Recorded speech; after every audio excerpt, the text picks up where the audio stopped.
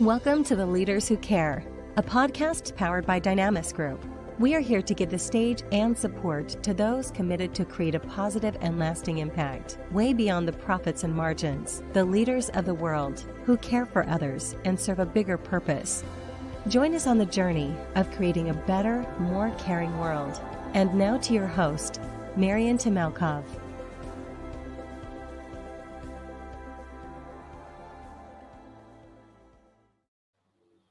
Hello, everyone, and happy New Year. I'm sure it will be a year with a lot of goodness, and a lot of great things are coming our way. And I'm super excited to welcome our first guest for the year, Gabriela Sjöman, from the Chief Strategy Officer of Nokia. Gabriela, welcome. Thank you. Thank you, Marian. Where are you joining us from today? Today I'm in Stockholm, in beautiful, snowy Stockholm. Amazing. I love Sweden is such a great country and missionary country that has helped so many others, the nations. So, Gabriela, tell us a little bit about you. And I know you are in Stockholm, but you also kind of go to Helsinki as well. Yes, I do. Exactly. I have a home there as well. So I spend most of the time, I would say most of my work days, I spend in Helsinki because I work for Nokia where we have our headquarters, but I also have a home in Stockholm. So that's a little bit of where I live. Then from a personal point of view, I'm Swedish-Mexican. So my father is Swedish, my mother is Mexican. And I've had I would say the great privilege of having lived in many countries. So Finland is the 12th country I live in. So trying to explore more and more and learn more and more. Well, would love to hear about your journey, Gabriela. It's certainly an inspiration for many, and I was certainly inspired and touched by what you do and how you serve a bigger purpose. But that is such a kind of I haven't really come across that combination, Mexican, Swedish kind of background with 12 different countries. Wow. Yeah. Yes. How did that happen? So tell us a little bit about your journey and maybe even your family in Yeah, well, actually, and it's quite interesting. So people often ask me about this combination of Swedish Mexico. So my father was working in Mexico, and that's how he met my mother. And it's such an interesting combination because, of course, Mexican people are very passionate. Mexican people never mind their own business. They always have opinion about everything and everybody. Yeah. A lot of love, a lot of drama, emotions. And Swedes, not in general, I wouldn't generalize. I don't like to generalize, but are a bit more. My father, at least, is a bit more subtle. He's pragmatic. So I grew up with that combination, right? Which was a very, very interesting combination. So, which of course is we are shaped by the environments we grow up in, and then we lived in different countries. So I would say in many ways I'm this kind of third cultural child that had two cultures at home, but grew but lived also in a third culture. So I would say it's really enlightening. It helps one. Broaden horizons, also create even, I would say, more empathy about different views of how to achieve different goals. I mean, we all are different, but there are many commonalities as well, of course, of humanity per se. So that's a little bit on how I grew up. I went to international school, so I had also the great privilege of having many friends from with varying backgrounds, not only national but also religious backgrounds, and what's the beauty of that is when you are a child, you are with people because you like them, not because they represent a particular nationality or standpoint or whatever. It's because you really like them, right?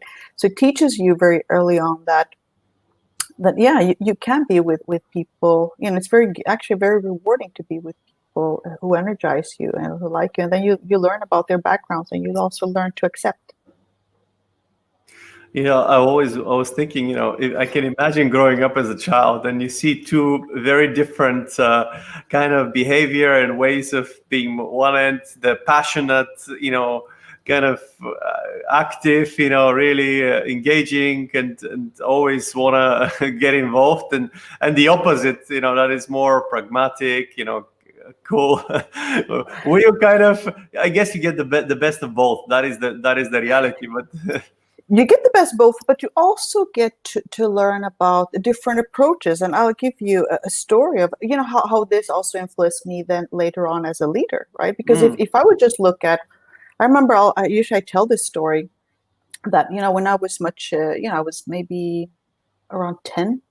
And I remember coming home, I had my math results. I had a math test, and I was, I was pretty good in math, and I had, and that in that math test I got an A minus. So I was actually pretty happy that I still got an A, and it's an A minus. So I got home and I said to my mom, guess what I got, in my math test, and she said A plus. No, you didn't get an A plus? No. And she said, oh, what did you get? A minus. Oh, okay. Don't worry about it. Keep on fighting. I'm sure you'll get an A plus next time. So, why I tell this story is because I came pretty excited. At the end of the day, I was pretty excited. Like, okay, I got an A. It was an A minus, but it was still an A. But she said, no, you just, she didn't kind of acknowledge it. Then anyway, my father came home. And I told him, oh, Dad, I got back my math test. And I said, guess what I got? And he said, and he knew I was, he probably already knew that if I wouldn't have asked him if I had not been a little bit excited about my grade anyways. And he starts and he says, oh, you got a B. I said, no. He said, no, you got better than a B? I said, yes. He said, you got a B plus? No, Dad. He said, oh, you got more? Yes. Oh, and he said, what? I said, I got an A minus. He said, that's great. You see, you've been studying, you got an A minus. Now keep studying, and I'm sure you can get an A plus. Right? And why I tell that story is because actually my parents both had the same ambition, right? It was, to encourage me and to tell me you can do better. But the kind of approach is different, right? Yeah. In the way that my father, he actually built up that kind of confidence. I'm not saying my mom, she's a wonderful mother. I hope she's not listening. But, she's a wonderful mother. But it's not that. It's just that I reflect on it and I say, well, there are many ways of how do you make somebody feel that they can? And that's very much about leadership as well, in a way, right? Like, how do you make people believe in their ability that they can? No, I love there it. are different approaches. Amazing. And Gabriela, tell us about your journey and how this, the 12 countries you lived in, you already give us a very nice, really background to your cultural, really how the cultural identity and living with obviously multicultural family, a proper diversity, as we call, has influenced you later on in life. How did you start out? When you were a child, when you were doing these things, what you were dreaming of becoming? What was your kind of vision back then, and how is it now? So many years later. Wow, that's very interesting. Actually, when I was, my mom, she tells a story, which is very true. She once asked me, remember we were going we were in the car, and she said, what do you want to be when you grow up? And I said, well, I would like to become an ambassador. Because I was surrounded by so many kids in school, who were, we were at that age, I was living in Prague.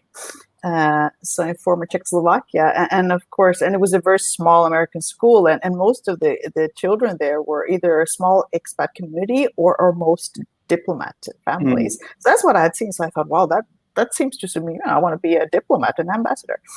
At that time, what do you know about professions as such? So, but I envisioned, I didn't.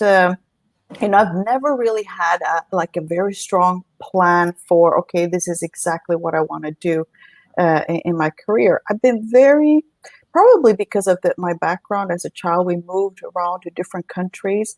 I learned about change very early on, and just to embrace it and to just look at, sometimes things don't happen the way you want them, and just, to jump on the next thing.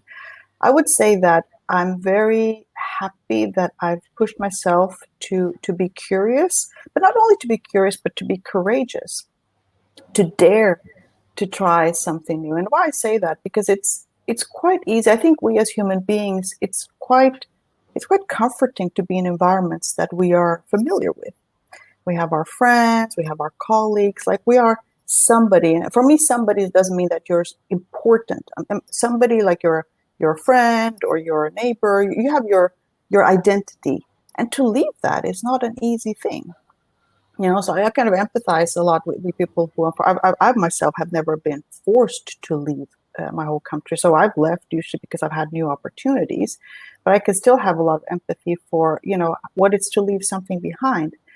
But if we are lucky, there are new things to explore as well. And I see with my own children, we moved around a lot, and I always told my children when they were smaller, you never know who can be your next best friend.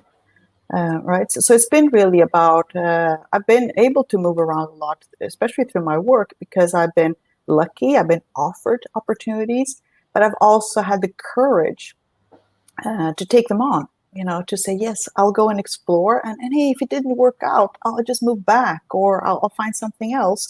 But you always learn. And it's really that journey. I know it sounds a little bit cliche, but I do believe that in life, it's about creating stories. I love to create stories. I love to create stories for myself, and stories are created when we do something new, right? Especially when things don't go really the way we had planned them. That's when we create the best stories.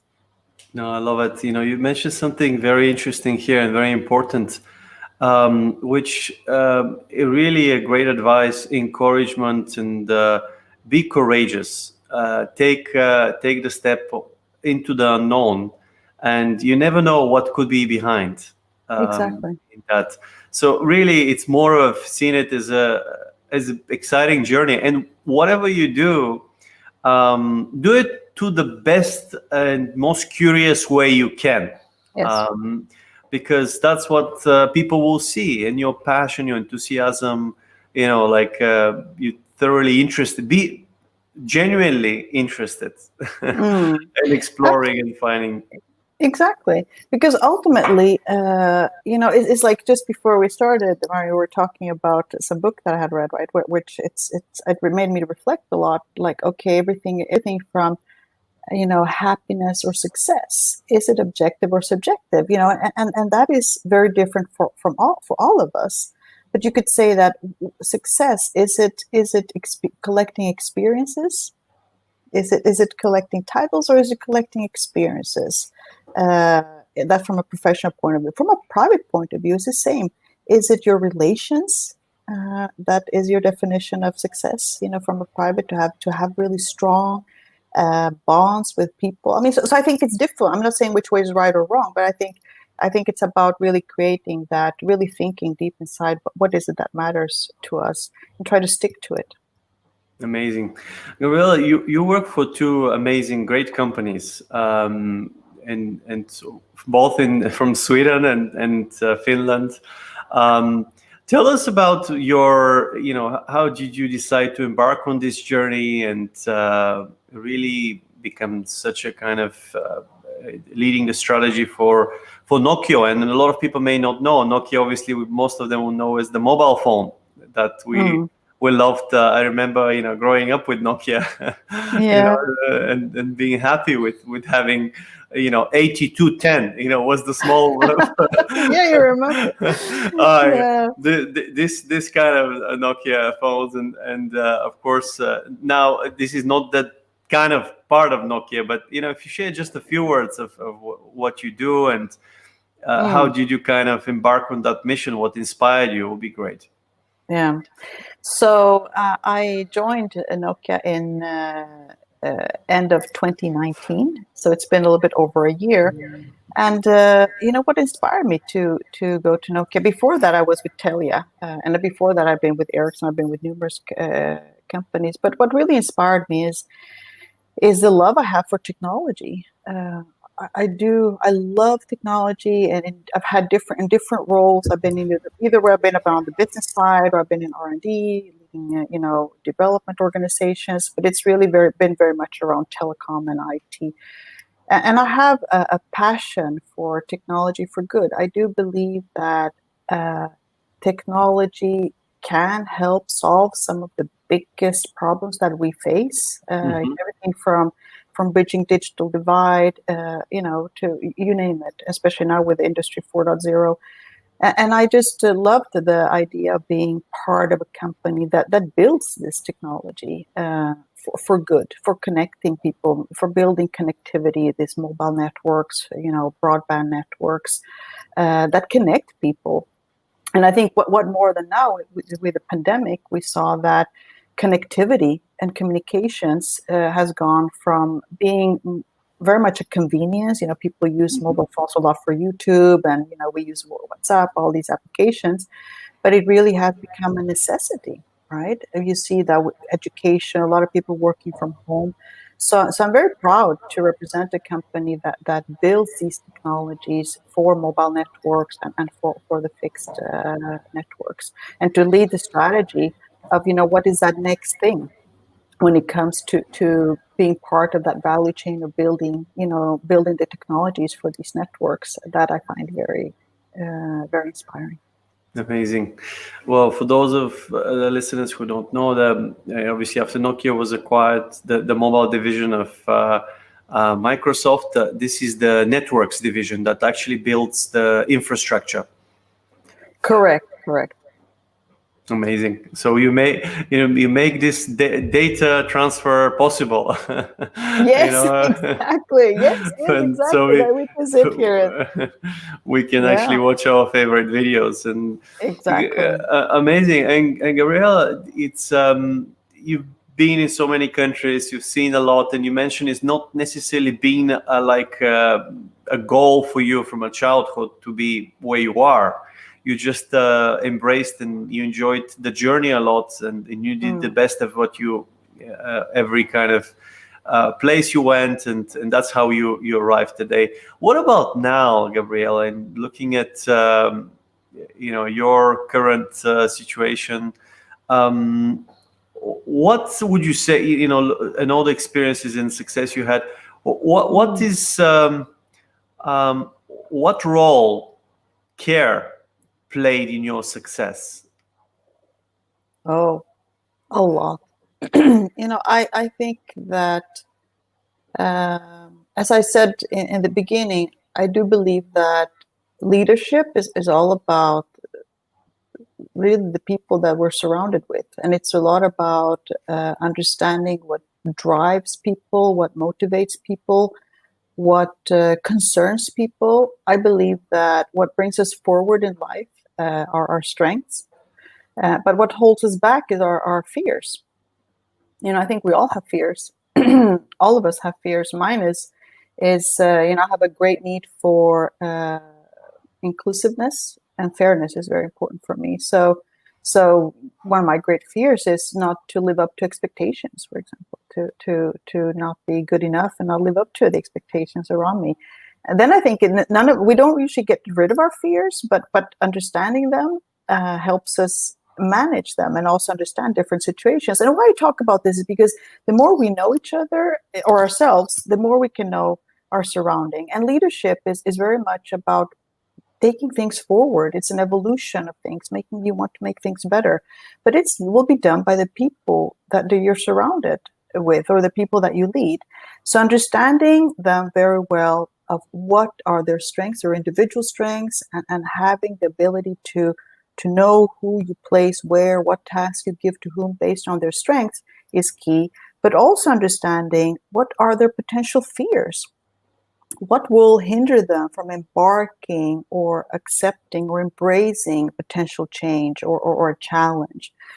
And I think that this is very critical, and this comes from care. I think we have to care about people. For me, this is to have empathy, to have respect for the differences, is very critical. It has been a very important part of my leadership. I do believe that, once again, empathy is one of the most important things in leadership. Because let's face it, I think all of us, or most of us, would say that throughout our careers, what we remember, where we perform the best, or what we remember the best with fondness, is when we had great leaders, or people, also great colleagues around us, right? That showed respect, that encouraged us, that made us believe in ourselves. It's all about the best working environments are those that are where there's trust, and trust can only come from caring, right? If you care, you also build an environment of trust. So caring is very important. I love that. I haven't necessarily reflected, but you're right.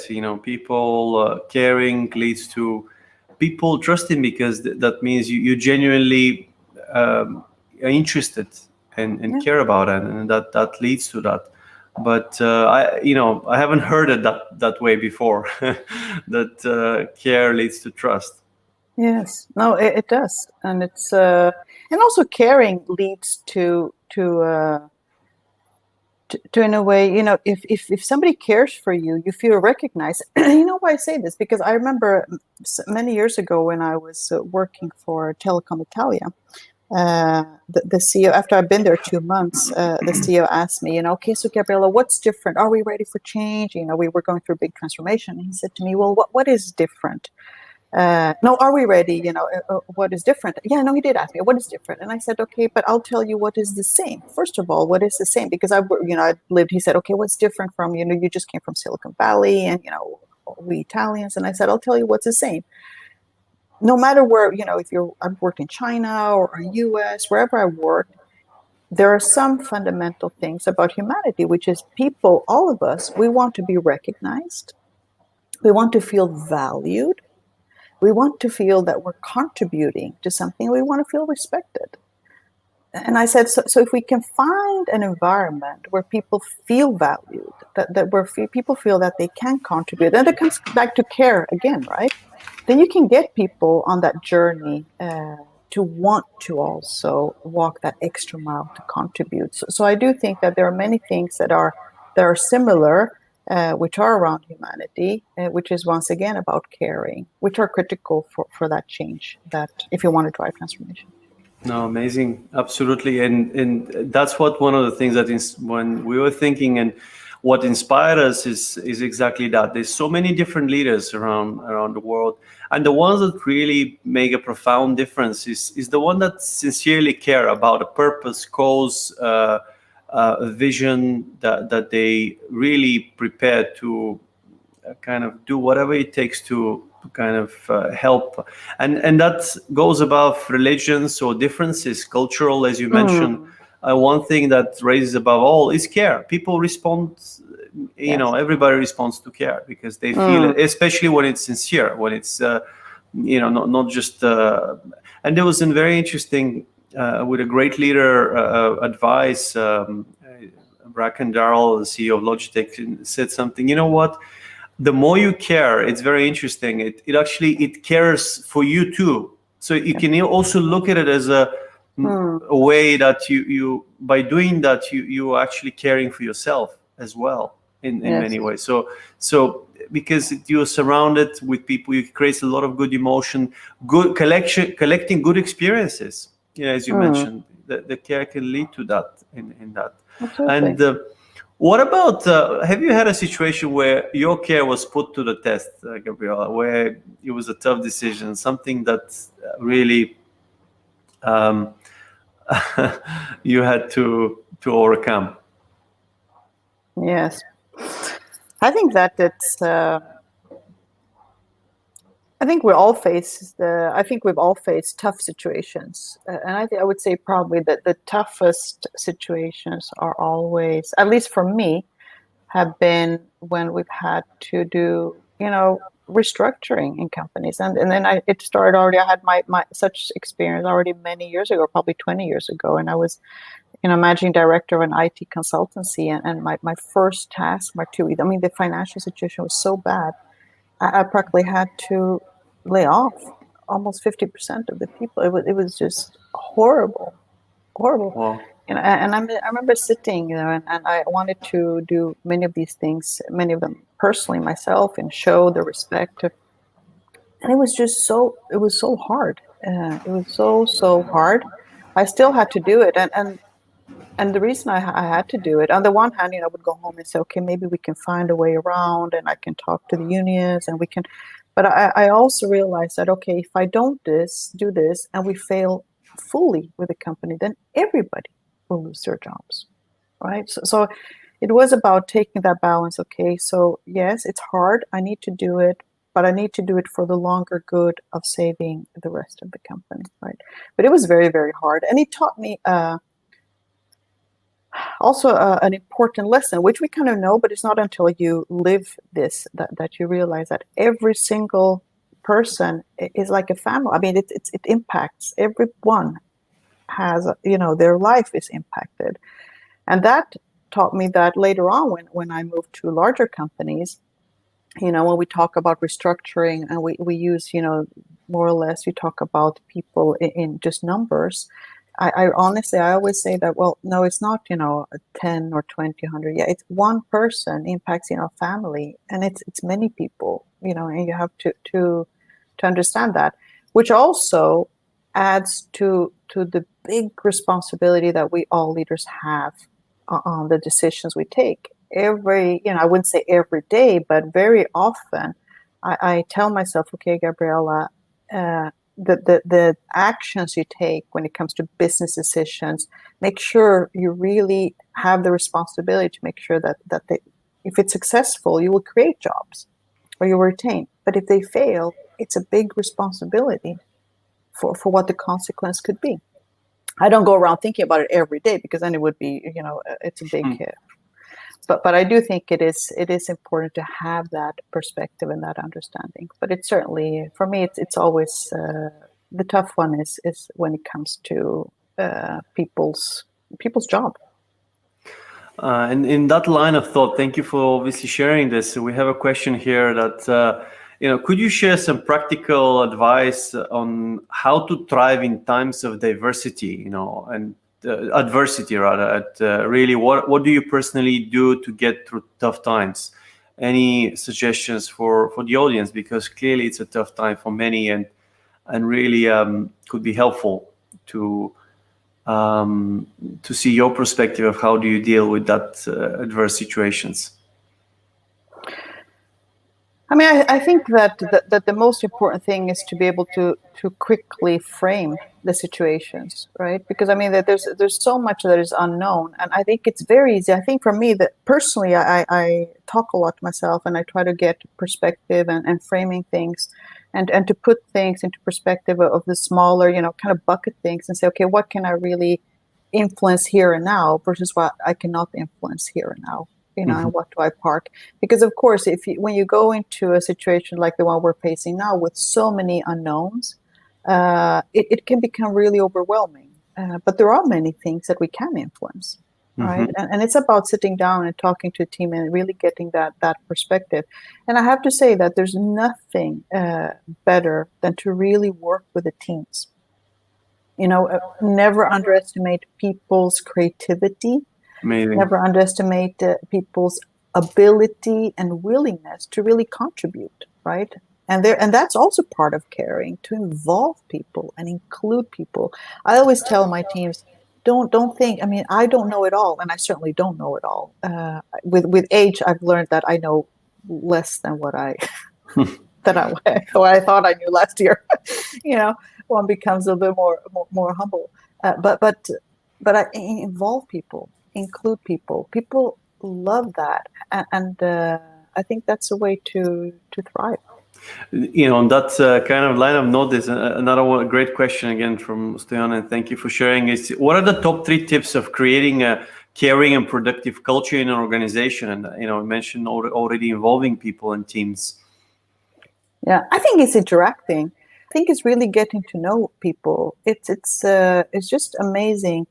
I'll share with you one thing that I did, for example, when I joined Nokia, which is, huge. It's such a big company, and it's, 100,000 employees. But at least, in Espoo, of course I do webcasts and so, but what I did very early on is I would, I would go down to the canteen, even if I only had 30 minutes lunch, I would go down, grab my food and just randomly pick a table. Right. And I would say, okay, could I join you? And people, okay, yes, yeah, you can join. Some people knew who I was, some people didn't, which was great. And then I would ask them, what do you do? How do you feel? Do you understand, what are your concerns? And that created, this kind of like rings in the water. People started sending mails to me and with ideas, because people want to be involved, they feel recognized and engaged. So I think that is certainly one way. There's nothing more important than just really interact with people, to listen. I think one thing that also, if I talk about that, how do you generate trust, is to dare to be vulnerable in front of people.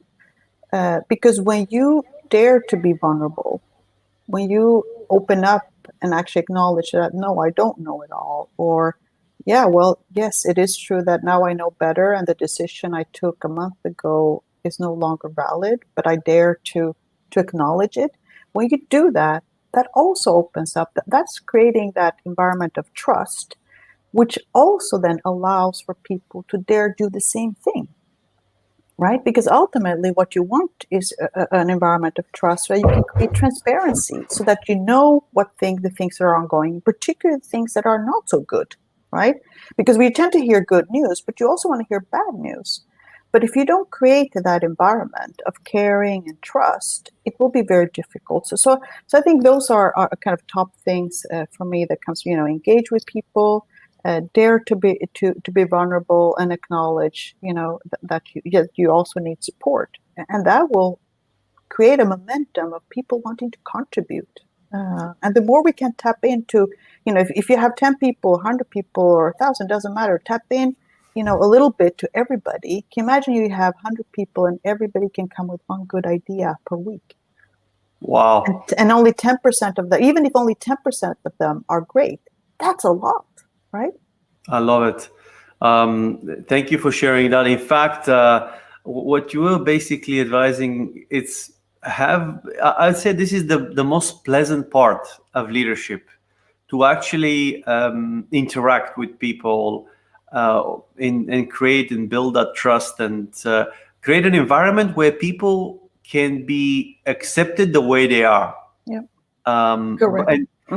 But it starts with the leader, right? It starts with you, I think. This is the advice, I guess, because they would be afraid, wouldn't know whether they can share anything, whether they can be vulnerable until they see you doing it. Absolutely. Yeah. And I would add one thing, which is very true what you say. I think that as a leader, it really starts with me. Right? It's very easy as a leader to say, yeah, people are not transparent, or people are not this, but you can't expect people to be something that you are not, right? So you have to really lead by example, and you probably need to amplify it even extra so that it really is echoed in the organization. And that's why I say to even acknowledge that things didn't turn out the way you had planned them. We all make mistakes, and to acknowledge that, I think it is very human, right? And nobody was going to blame you, or when you don't know. I think, also we get very nervous as leaders. We go in on all all staff meeting and we don't have all the answers. It's okay to say, I don't know. That's a good question. I actually don't know, but we are working on it. And that's why we need all of you to tap in, to support, to help me, educate me, to figure it out. And that's how you kind of create it and moving forward. Yes. And in terms of, because you have a lot of different experiences, and what are some advices or tips or tools perhaps that helps you, to be kind of who you are, to be well? How do you care for yourself perhaps? Is there anything that you do, what are your kind of secrets that keeps you, in a good shape and kind of productive form? I've actually learned, I've really tried to work a lot on this framing. As I say to you, framing for me is that to get perspective to things. I think that as human beings, at least me, it's very easy to get into that down spiral. Oh my God, this happened, and now this will happen, and then you go, oh, okay, the world will collapse. And to get that perspective, and maybe it comes with maybe the more we experience in life, and maybe sometimes, unfortunately, maybe it's not until we really experience difficulties in life that it gives us perspective, right? But I do think that perspective is really important to understand, be able to frame it. So you take 2 steps back and say, okay, is this really a problem or is this just a challenge? Will the world collapse around me? No. And I think also that the power of gratitude is one of the most important things for me. I use that a lot. And here might sound, odd, but when I go to bed, at least 5 or 6 evenings out of the week, before I go to sleep, I lay down and think, wow, I'm so grateful.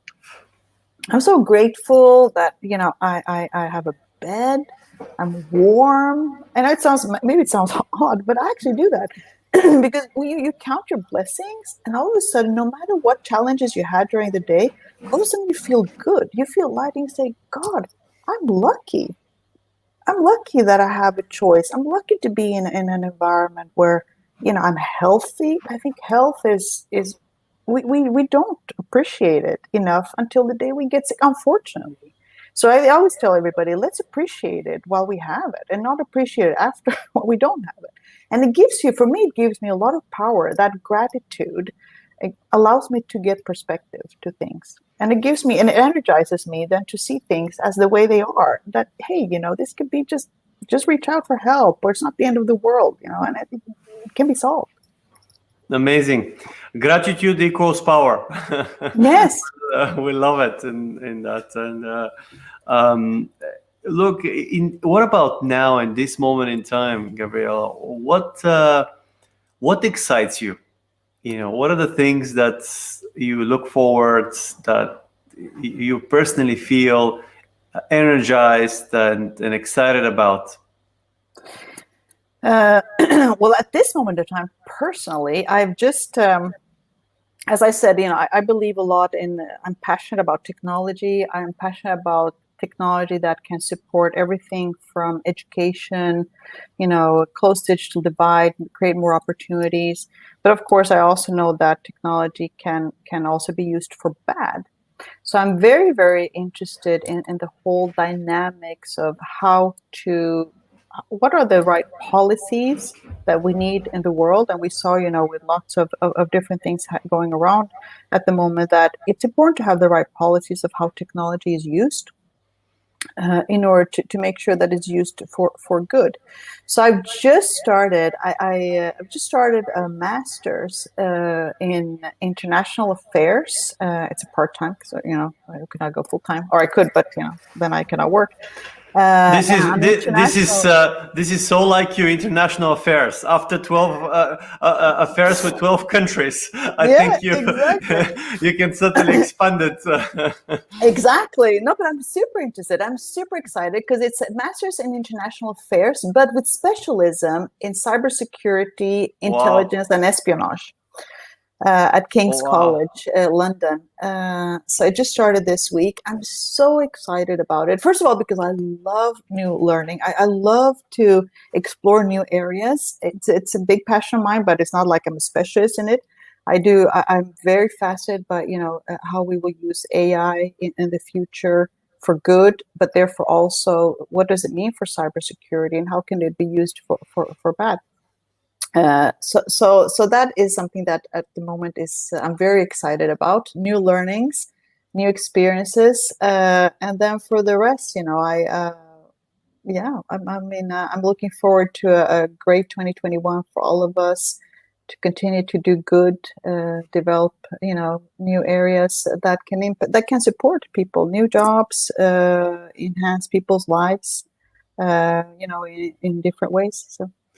And we have another great question from Stefan. Thank you for sharing all these questions. And Stefan said, I believe everyone can be a leader. What can we do to care for others in times of global pandemic? And can you share some ideas with our audience of how they can take first small steps, to kind of have their contribution and make their world a better place? I think that in right now, probably the best way is to reach out to people, because there's so many people. All of us are working from home. I think it's once again show that humanity. I think that's our contribution, and you'd be amazed by reaching out. Also, you create new ideas. But I do believe that once again, I go back to the basic principle, even of how to thrive, which is reaching out to people, connect with people. Probably that's the most important thing. Not to forget, set aside time. Now we don't go to the canteen and have lunch with people. Use that lunch hour to connect. Have virtual lunches. I have virtual coffees. I set up, virtual coffee times or virtual lunch with some, so we always set, and then we fetch a lunch and we're having it's, and I think it's great. So there are many ways, but I do think to reach out to people is very good, and be engaged. Let's continue to be engaged in what's going on around the world. Oh, great. Stoyan, you'll love this because you do a lot of virtual coffees as well. So, that is amazing. But what a great, I think as human beings, we're designed to live together, and it's being isolated kind of course. And even someone said, we need at least 8 hugs a day to kind of to feel that warmth. So 12 is great, but 4 is the bare minimum. 8 is the kind of midway. So if we can't do that, at least virtually we can do coffee, lunch, because we are that's what makes us, we are social. Recharges. It recharges, and it's through the interaction, this type of interaction, that we create ideas by listening to each other, right? Asking questions. So I think that's the best thing that we can do. And as I said, also to continue to be involved in different groups and stay also, I think, stay up to date with the development of the world. And like you said, keep learning and developing. Maybe soon we'll be seeing you on, global cybersecurity. Exactly. Yeah. In that. No, great. What is your vision for really the better world? What's your kind of for the next short term, midterm, and longer term? Like, for the next 12 months, next 3 to 5 years, and then beyond. Yeah, I think mid to probably short term as well also, but I talk about learning because I think it's absolutely one of the most important things for, even when we talk about equality, and learning. Not everybody can do or wants to do a master's or PhD or something. We all have different interests and abilities, but I am engaged, and I would like to be more engaged into enabling technology for learning, because I think that a lot of we will be able to avoid many of the challenges ahead that we face, everything from sustainability to peace. I mean, many, many challenges, right? If we're more educated, the more educated people are, the more we're able to apply critical thinking. Right, the less manipulated we will be. So I do think that learning is very critical. So one of the things that I'm very passionate about is how to influence younger people to continue to learn, to always want to learn, to study. How can we enable through the technologies that we have to support people, with remote education, and it's on all levels. Not everybody wants to work for NASA, but it's on different levels, because I do believe that ignorance is one of the biggest threats for humanity. Amazing, and I also am deeply passionate about education and learning, especially, and providing equality, the equal access to the world. I think it's possible with technology to get, whether you are in any part of the world, whether it's Europe, US, Africa, Asia, or Australia, you should be able to get the same sort of access to courses, online education. Correct. I think it's possible much more than ever before, and we can even develop it much more structured way. And that's something which I share with you a lot. And surely would love to do more of this, and the world to become much more equal opportunities, and that, so that we have the diversity we have in the world is beautiful. And I think encouraging more leaders to embrace that and have. So a great CEO told me something. The more diverse is your organization, the more successful you will be. Yep. And that is so interesting when you hear that from a leader who is of a Silicon Valley, a multi-billion organization that increased 16 times the share of the company, and said we're not doing enough. I mean, that shows you a lot. So great, really, vision. Anything else, Gabriela? Any final words for the audience? It's been great having you and sharing all these insights and tips, that you believe and you've experienced. Yeah. No, first of all, thank you so much for inviting me. It's been really a pleasure and an honor to be part of this. Caring is something which is very close to my heart. I believe we talk a lot about leadership and caring, but if you stand it even to the organization you're in or the company you represent, I do believe that companies that also want to create good for society are the companies that will thrive the best mid to long term. I do believe that we are entering an era where caring for the impacts that our actions lead to, as well as consequences, being accountable for the consequences that it can be of everything from sustainability to many other. I think that is going to be critical, and these are the type of companies that most people want to work for, right? That's what's going to create loyalty as well. That you work for a company and leaders who care. Thank you so much. So thank you for having these type of thank you so much for representing this. And it's an honor indeed, and we will continue to do and give back. We are so thankful and grateful to have the privilege to know leaders like you, and to be able to invite you to share your experiences for the future generation, but also for the current leaders, for everyone that actually cares. Yes. And even those that maybe haven't done much about care, to inspire them maybe to do more. It will help them a lot. It will serve them well. So thank you so much for taking of your own time. I know how busy you are, and really sharing all this useful advices. We wish you a great year ahead, and we'll be in touch with you. Thank you, Gabriela. Yes, thank you so much. Take care. You. And Bye-bye. happy 2021. Bye-bye. Thank you.